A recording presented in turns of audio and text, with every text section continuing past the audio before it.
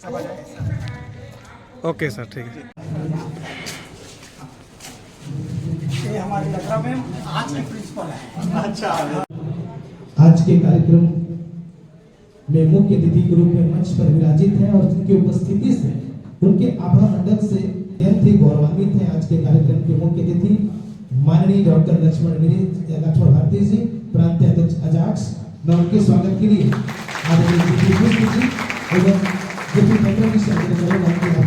और पुष्प गुच्छ भेंट कर उनका स्वागत करें, अभिनंदन करें। जोरदार तालियां बजाइए।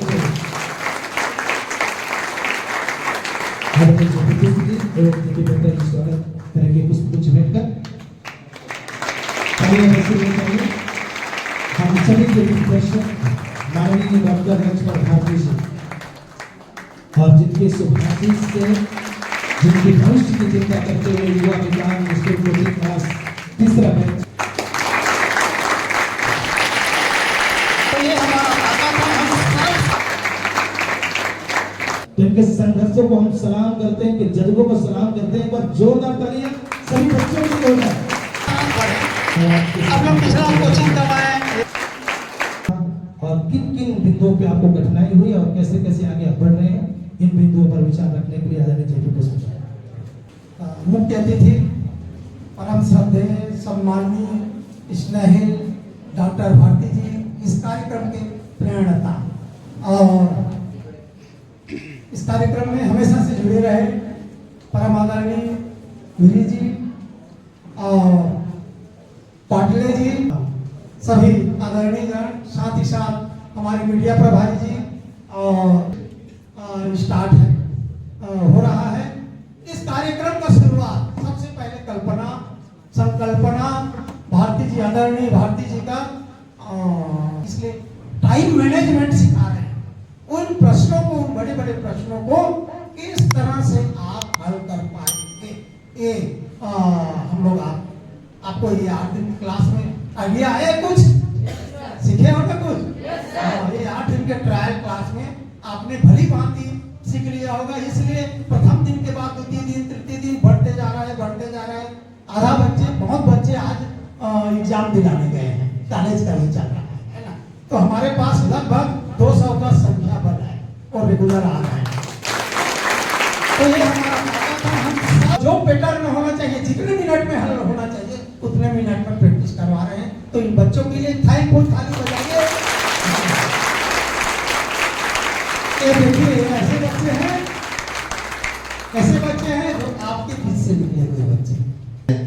आप लोग मोटिवेट के लिए क्लास ले रहे हैं, फर्स्ट ईयर में है, खुद स्टूडेंट है, लेकिन एक मिसाल बनकर आप लोगों में बहुत संभावनाएं हैं कि आप लोग बहुत अच्छे जगह पे जाओगे। क्यों? क्योंकि ज्यादा संघर्ष है आप लोगों के जीवन, है कि नहीं? हर चीज मिलाया नहीं मिल रहा है, पैसा नहीं है अभी बस में आने के लिए, खाने के लिए 2 वक्त की रोटी नहीं है, लाइट बोल हो जाता है आपके यहाँ, कपड़े नहीं है, तबियत खराब, इलाज की सुविधा नहीं है। बड़े जितने भी समस्याएं हैं वो आपके साथ में हैं।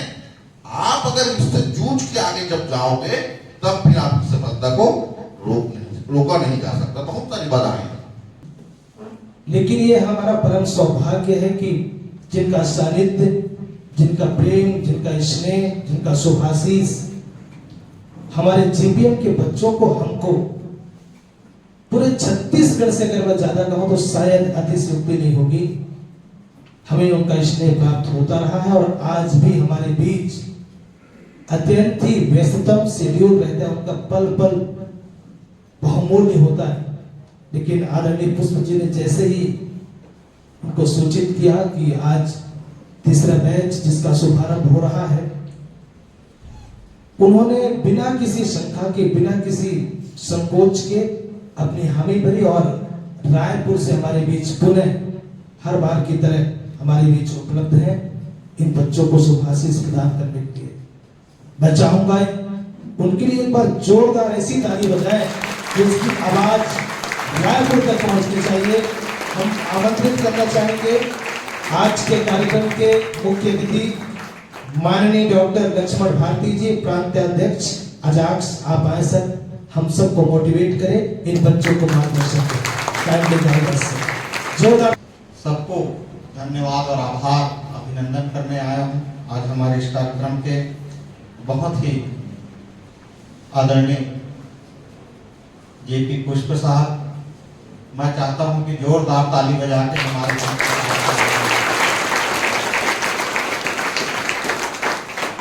ये उनका ही सपना था जो आज हम आप उधर हैं, मैं इधर हूं।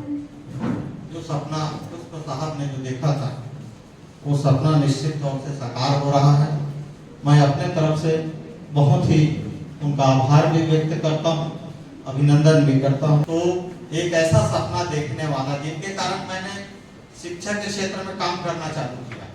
हमने अजाक्स में 2 मुहिम चला रहे थे कि अजाक्स युवा मितान और अजाक्स चला गांव की। तो सर ने जो कहा कि अजाक्स चला गांव की हो, तो गांव का मतलब ये है कि गांव में ही तो हमारी प्रतिभा है जिनको सबसे ज्यादा जरूरत है आज शिक्षा की, और सबसे ज्यादा जरूरत है सहयोग की। शहर में तो हर चीज उनके पास उपलब्ध है, अच्छे लाइब्रेरी है, अच्छे स्कूल कॉलेजेस हैं, अच्छे कोचिंग सेंटर है, लेकिन आज सुदूर अंचल जो मरवाही है, यहाँ पर आप वैसा कल्पना करोगे तो शायद संभव नहीं। और लेकिन मैं बहुत ही सुकून महसूस कर रहा हूँ कि इतने अभाव के बीच में भी जब आप अच्छे रिजल्ट दे रहे हो, जो हमारे पुष्प सर ने बताया, तो मुझे बहुत ही आत्म गौरव प्राप्त होता है कि जो मैं मुहिम चला रहा हूँ इस प्रदेश में उसका सार्थक रिजल्ट निकल रहा है। बिलासपुर में भी हमारे कोचिंग के प्रभारी हैं हमारे पाटले साहब, वहां पर भी पीएससी व्यापक ये 2 चीज की शिक्षा वहां भी हमने अपने बच्चे, निर्धन बच्चे जिसमें अनुसूचित जाति, जनजाति, पिछड़े वर्ग और आर्थिक तौर से कमजोर सामान्य वर्ग, कभी जो बेच आया उसमें आर्थिक तौर से कमजोर सामान्य वर्ग के 2 बच्चे हमारे ब्राह्मण समाज से भी हैं। हमने जब उनका काउंसलिंग किया तो बोले कि नहीं सर, हम यहाँ पर शिक्षा लेना चाहते हैं। तो ये जो हमारे पुष्प सर ने जो शिक्षा के दीप जलाया है वो पूरा प्रदेश में प्रज्वलित भी हो रहा है, पुष्पित भी हो रहा है। मैं चाहता हूं कि शिक्षा दान से बड़ा कोई दान संसार में हो नहीं सकता। इसीलिए हमारे अभियान का जो मोटो था शिक्षा दान महाअभियान, हमने पूरा प्रदेश में चलाया। और शिक्षा का सबसे बेहतर अगर कोई विद्यार्थी किसी को मैं मानता हूं भारत में, तो बाबा साहब अम्बेडकर से बड़ा विद्यार्थी मैं किसी को नहीं मानता।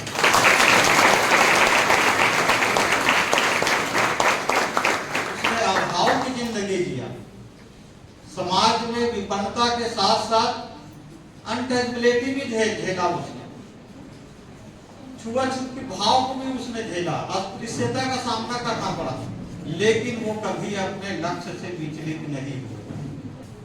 हम लोग उसको बोलते हैं कि वो संविधान निर्माता था, संविधान निर्माता था।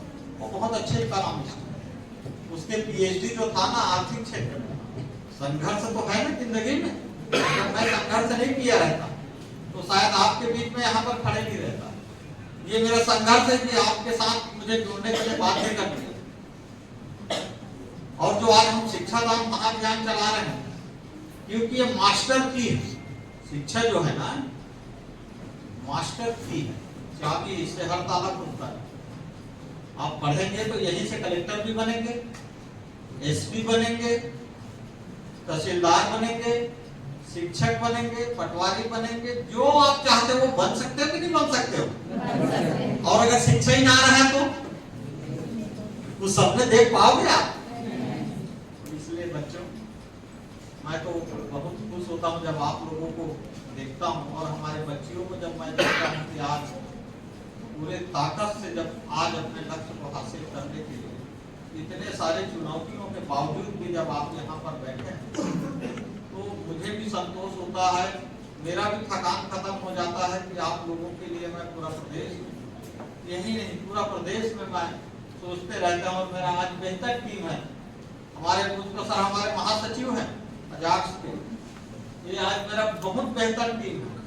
मैं सीखता हूँ, भले मैं प्रदेश अध्यक्ष हूँ, तो मैं बाद में पहले मैं शिक्षार्थी, आप लोगों से भी सीखता हूँ और हमारे जितने भी हमारे सर हैं उन लोगों से भी सीखता हूँ।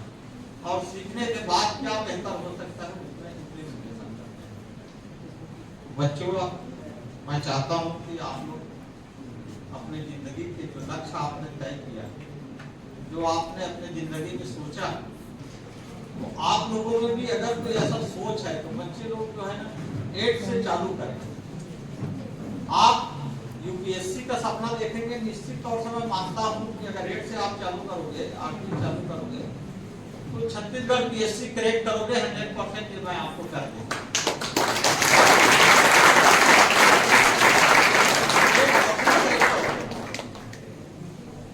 और मुझे पूरा भरोसा है इस मरवाही जिले से जरूर आप लोग यहाँ पर से कलेक्टर और कप्तान एसपी जरूर बनो, क्योंकि कभी आपके विधायक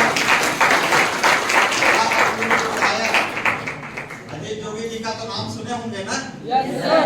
वो यूपीएससी टॉपर रहा है ना, कलेक्टर रहा है, एसपी रहा है, और इस प्रदेश के प्रथम मुख्यमंत्री भी बने ना। किसके बदौलत?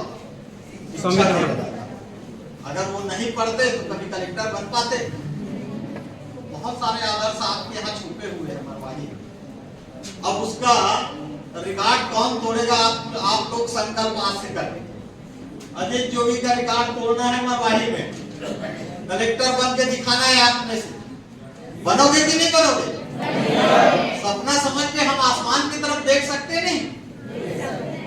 वो आप लोग उनका रिकॉर्ड तोड़ना है, श्रद्धेय अजीत जोगी जी का। और जिस दिन आप रिकॉर्ड तोड़ दोगे ना, उस दिन जोगी जी मुस्कुराएगा कि चलो मेरे बराबर का मिला मेरे लिए। बच्चों, बहुत अच्छा लगा आप लोगों से मिलने से ही एक नया ऊर्जा मिलता है। और इतने सारे जब हमारे बेटों को देखता हूँ, बेटियों को देखता हूँ, आपसे हमें गर्व उत्पन्न होता है। अच्छे से पढ़ लीजिए, कुछ बन के जाइए यहाँ से, और बन के जाओगे तो हमसे ज्यादा जो खुशी ना आपके माँ बाप के चेहरे में होगा। जब आप यहाँ से बन के कुछ जाओगे ना, तो जो लोग जिंदगी भर संघर्ष करके आप लोगों को इस लायक बनाए, उनकी खुशी देखने लायक रहता है। मैं भी जब सफल हुआ तो मेरे माँ बाप के सबसे पहले जो मैं देखा उनका चेहरा और उनकी खुशी जो और आशीर्वाद जो दिया, कि जिंदगी भर का जो मेरा संघर्ष और थकान खत्म हो गया, एक आशीर्वाद। अपने माँ बाप के आशीर्वाद के लिए भी आप उन्होंने अपने जिंदगी का बहुमूल्य समय आपके लिए दिया, अपना संघर्ष, अपने दुख दर्द को सहा है, और आपके लिए फूलों का सेज बनाने का सपना उन्होंने देखा है। तो आपकी भी जवाबदारी है कि अपने माँ बाप को बहुत, मैं नहीं कह सकता कि बेहतर चीज है, बहुत सारे अभी हमारे में कमियां हैं। हमारे में जो दान देने की जो क्षमता है ना, हमारे साथियों से भी आग्रह करता हूँ, निवेदन भी करता हूँ कि आप लोग का जो लग रहा है वो पैसा एक सकारात्मक चीज है।